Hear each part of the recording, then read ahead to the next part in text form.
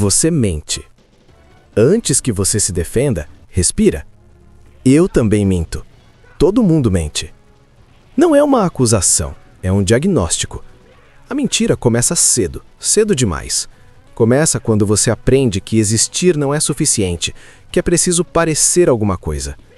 Você aprende a sorrir no momento certo, a calar no momento errado, a concordar mesmo discordando. Aprende que ser honesto custa caro e que fingir costuma sair mais barato. Você já sorriu para alguém que despreza. Já disse, tá tudo bem, com o peito afundando. Já postou uma versão editada de si mesmo como se aquilo fosse um espelho fiel. E o mais assustador não é fazer isso, é fazer sem perceber. A primeira camada não é quem você é o personagem que você entrega ao mundo para evitar conflito, rejeição e abandono. Uma vitrine emocional, um avatar social. Você respira expectativas alheias como se fossem oxigênio, e com o tempo, o ar fica tão viciado que você esquece como é respirar sozinho. Você não constrói essa máscara por vaidade, constrói por sobrevivência. Quem não aprende a se adaptar cedo vira alvo. Então você aprende a performar, a modular a voz, a escolher palavras como quem pisa em campo minado. O problema nunca foi usar máscara. O problema começa quando você esquece que está usando uma. Existe um momento silencioso, quase imperceptível, em que a máscara gruda. Não dói, não avisa, mas quando você tenta tirar, ela já virou pele. Aí surge a segunda camada, mais perigosa, mais íntima, a mentira que você conta para si mesmo. Porque para o mundo, você sabe que está jogando, mas para si mesmo, você acredita. Você se narra como uma boa pessoa, como alguém injustiçado, como alguém que merecia mais. Você cria uma história interna confortável o suficiente para suportar o espelho de manhã. Todo mundo precisa de uma narrativa para continuar existindo. Sem isso, a mente colapsa. Mas essa narrativa é elástica. Ela se estica para justificar falhas. Ela se dobra para acomodar escolhas questionáveis. Você não se vê como alguém que erra. Você se vê como alguém que teve motivos. E quanto mais os resultados contradizem essa história, mais ela se ajusta.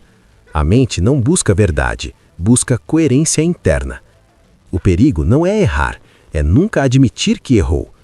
Você pode cometer atrocidades simbólicas, emocionais, relacionais, e ainda dormir tranquilo, desde que encontre a narrativa certa.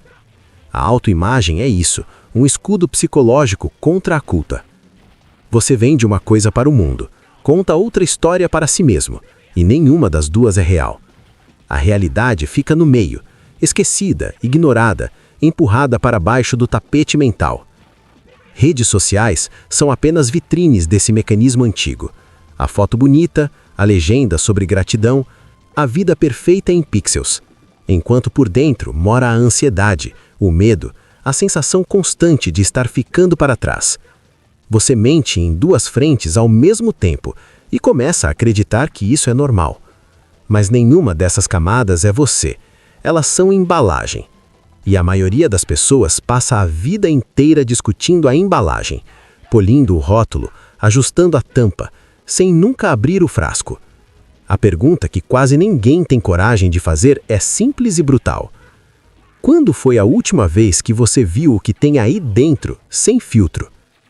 Porque quando você começa a arrancar essas camadas, algo desconfortável aparece. Não um herói, não um vilão, um estranho. O eu real não conversa com você todos os dias. Ele aparece em lapsos, em impulsos, em pensamentos que você empurra para longe rápido demais. É o que você faz quando ninguém está olhando, quando não há plateia, quando não há recompensa social. E a verdade é essa. Você convive com esse estranho desde sempre, mas nunca se apresentaram direito. Encontrar esse eu cru é assustador, porque ele não vem com desculpas, não vem com trilha sonora épica, ele só é. E quase sempre ele contradiz tudo o que você acha que é. A mente prefere inventar personagens a encarar esse confronto, prefere fantasia à honestidade, prefere delírio organizado à lucidez dolorosa. E é aí que muita gente quebra, não por falta de força, mas por excesso de fuga. Você não enlouquece por ver demais, Você enlouquece por passar a vida inteira evitando ver. Existe uma distância invisível que governa quase todo o seu sofrimento. A distância entre quem você é e quem você acha que deveria ser. Esse segundo personagem não vive no presente. Ele mora sempre no futuro. É a versão de você que teria dado certo se tivesse sido mais corajoso, mais disciplinado, mais inteligente, mais frio. O corpo que você teria se não tivesse parado. A carreira que teria se não tivesse desistido. O relacionamento que teria se não tivesse fugido. Esse eu não existe, nunca existiu, mas ele te julga todos os dias. Você acorda já em dívida com alguém que só vive na sua cabeça, e essa dívida nunca fecha. A mente chama isso de motivação. Na prática, é tortura silenciosa. Porque enquanto você corre atrás dessa miragem, ignora o único material real que você tem para trabalhar. O que você é agora. Você odeia o barro porque sonha em ser mármore. E nesse ódio, não esculpe nada. O conflito não é querer evoluir. O conflito é usar um ideal inalcançável como régua moral. Quando a tensão entre o eu real e o eu imaginado cresce demais, algo racha. Alguns entram em colapso, outros se tornam amargos, outros passam a justificar tudo, e outros explodem. Não há por acaso, histórias humanas sempre giram em torno desse ponto. Não é sobre vilões, é sobre frustração acumulada. Quando a vida não entrega o que você acha que merece, você começa a se sentir autorizado. Autorizado a cruzar limites, autorizado a ferir, autorizado a destruir. A tragédia não nasce do nada. Ela nasce da sensação de injustiça mal digerida. Mas antes da explosão, existe algo mais silencioso ainda. Um mundo que só você habita. Existe um território inteiro dentro de você que ninguém nunca pisou. Não é força de expressão, é literal. Memórias que você nunca contou. Desejos que você nunca admitiu. Medos que você nem consegue nomear. Conversas que você tem sozinho no banho. Cenários imaginários. Discussões que nunca aconteceram. Vitórias que só existem na sua cabeça. Esse cinema interno roda sem parar, e ninguém jamais verá o filme como você vê.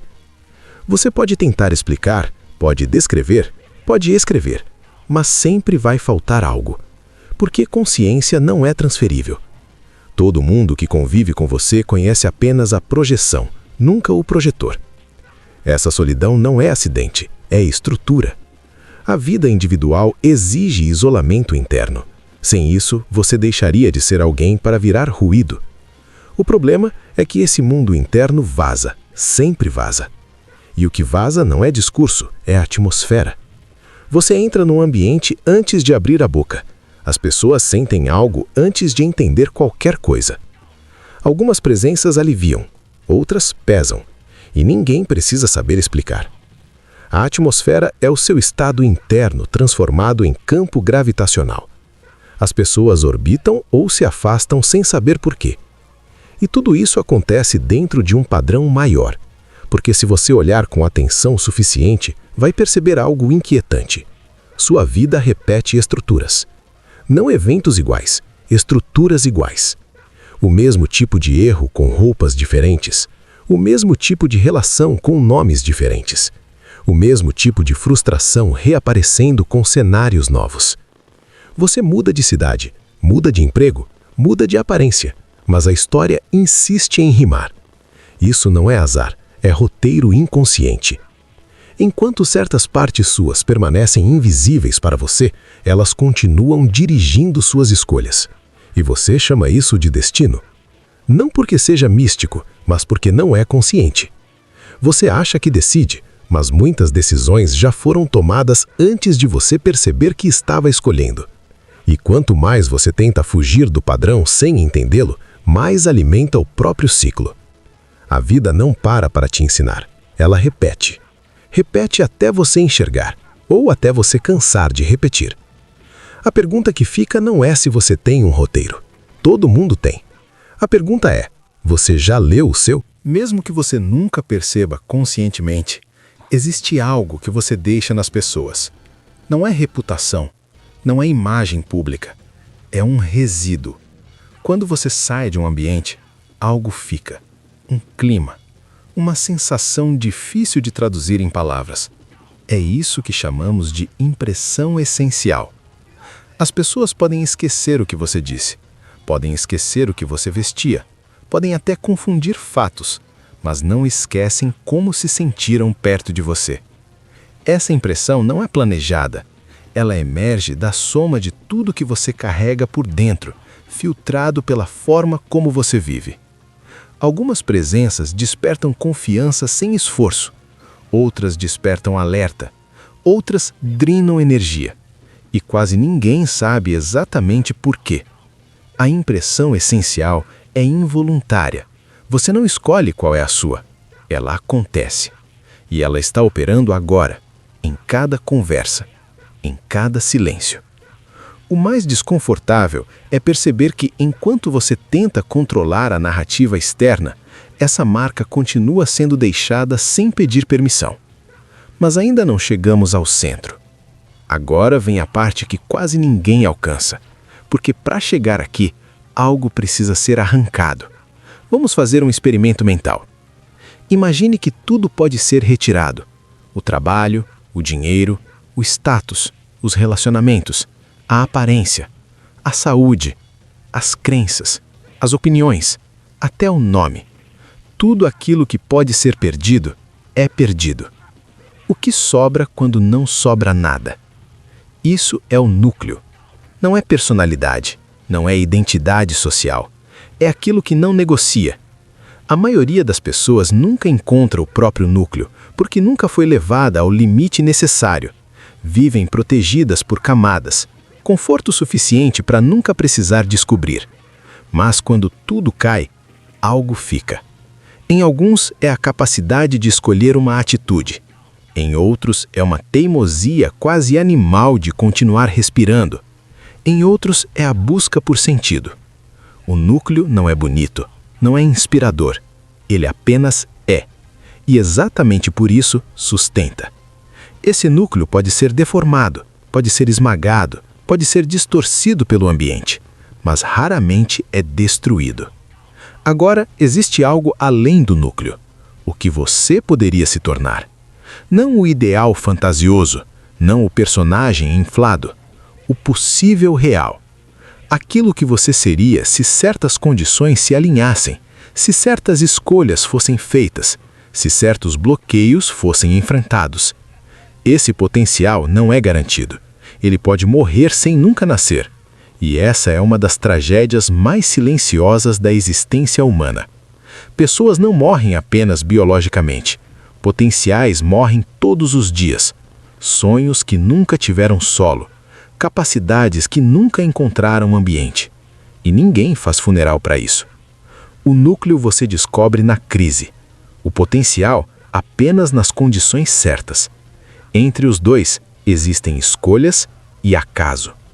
Mas ainda existe algo além disso tudo.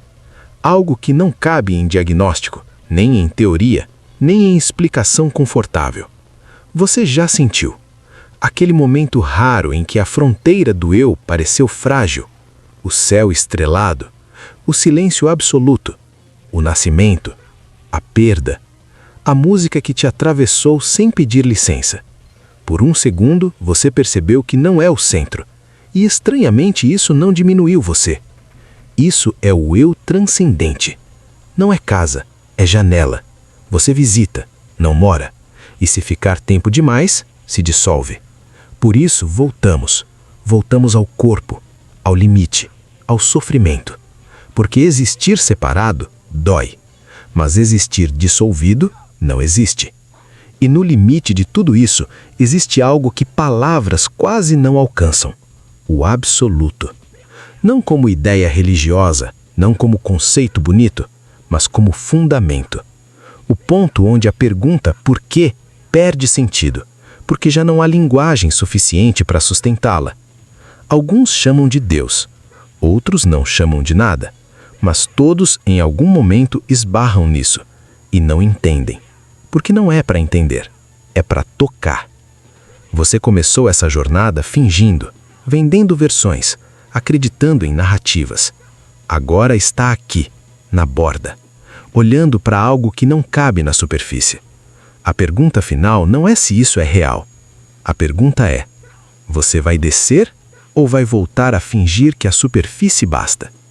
Se esse vídeo falou com algo que você ainda não sabe nomear, se ficou um silêncio estranho aí dentro, então você já sabe a resposta.